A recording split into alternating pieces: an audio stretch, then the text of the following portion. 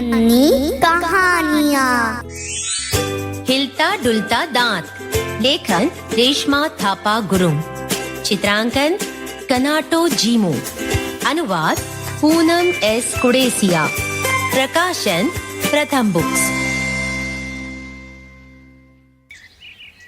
माँ, मेरा एक दांत हिल रहा है। बुन्नू का दांत पहली बार हिल रहा है। वो खुश तो है, लेकिन थोड़ी डरी हुई भी। अपनी जीभ से इसे थोड़ा धकेलो, माँ कहती है। बुन्नू बार बार धक्का देती है। माँ कहती है, अभी थोड़ा समय और लगेगा, तुम इंतजार करो, फिर देखना यह अपने आप गिर जाएगा। बुन्नू पापा के पास जाती है और उनसे कहती है, पापा, मेरा एक दांत हिल रहा है। पापा हल्के से उस दांत को हिलाते हैं और उससे कहते हैं, अभी थोड़ा समय और लगेगा, तुम इंतजार करो, फिर देखना यह अपने आप गिर जाएगा। लेकिन बुन्नू को इंतजार करना बिल्कुल पसंद नहीं। वह धागे का एक लंबा टुकड़ा लेकर अपने कमरे में चली जाती है। फिर एक तरफ से वह अपने दांत को बांधती है और दूसरी तरफ से दरवाजे के दस्ते को। उसके बाद फर्श पर बैठकर बुन्नू बस इंतजार करती है, करती रहती है और करती ही रहती है। फिर बुन्नू बहुत देर तक इंतजार करते करते थक जाती है। वह दरवाजे के दस्ते से धागा खोल देती है और अपने बिस्तर पर बैठ जाती है। थोड़ी देर बाद उसकी बहन चुन्नू उसके पास आती है। वह दरवाजे की तरफ देखकर कहती है, यह तुम क्या करने वाली थी? मैं धागा खींचती हूँ और फिर देखना कैसे तुम्हारा दांत झट से गिर जाएगा।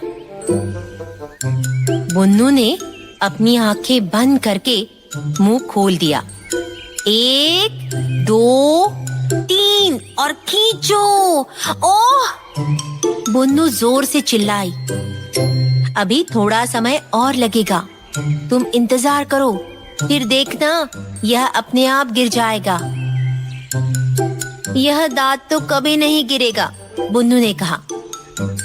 माँ ने कहा, जब हम बच्चे थे तो हम अपने दांत छत पर फेंक देते थे और चूहे से उनके दांत मांगते थे।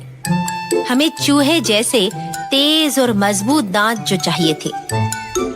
बुन्नू दौड़कर बाहर गई और बोली, चूहे जी, देखो मेरा दांत कितना मजबूत और बड़ा है, और अगर तुम्हें यह पसंद है तो आओ और आकर इसे जल्दी से ले जाओ। उस रात बुन्नू ने सपने में एक बड़े से चूहे को देखा। उसने अपने दांतों में एक चमकती चीज को कसकर पकड़ा हुआ था। उसने रुककर बुन्नू को देखा और फिर झट से अपने बिल में घुस गया। सुबह उठते ही बुन्नू ने अपनी जीभ से दांत को धक्का देना चाहा। अरे, वह तो वहां नहीं था। क्या वह उसे निगल गई? या जब वह सो रही थी तब किसी ने उसे निकाल लिया? कहाँ गया वह दांत? लो, यहाँ है यह, उसके तकिए के एकदम पास गिरा हुआ। बुन्नू झटपट अपना दांत उठाकर बाहर दौड़ी। चूहे जी, यह लो मेरा दांत ले लो और मुझे नया दांत दे दो, उसने जोर से कहा। और फिर उसने अपना दांत छत पर फेंका और माँ को सारी बात बताने अंदर चली गई। आज की कहानी आप अपने बच्चों को जरूर सुनाएं और हमें बताएं कि इस कहानी से उन्होंने क्या सीखा। वैसे आप भी बच्चों के लिए कोई कहानी रिकॉर्ड कर सकते हैं फोन में नंबर 3 का बटन दबाकर। ऐसी और भी मजेदार कहानियाँ पढ़ने और सुनने के लिए जाएं स्टोरी व्यूअर की वेबसाइट पर अभी टाइप करें STORYWEAVER.org.in।